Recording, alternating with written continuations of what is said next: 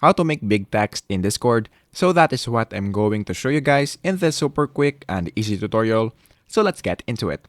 So the first thing that we need to do is to of course go here on our Discord and then make sure that you are logged in into your account. Now once you are now here, what we're going to do is to go to one of the conversation wherein we want to send the big message to. So let's say for example that we want to send it into this channel right here.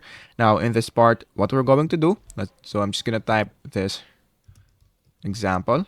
So this is what it looks like with a normal text. So every time you send a message, this is what it looks like. Now, if you want to add a bigger text, all you have to do is to type a hashtag before it and then put a space.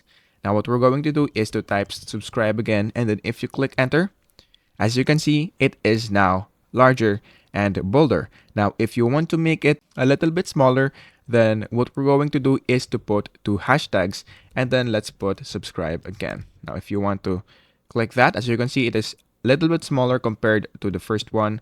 And then if you want to make it more smaller, all you have to do is to put three hashtags and then just type subscribe right here. And if you click enter, this is what it looks like. So it is now smaller compared to this three right here.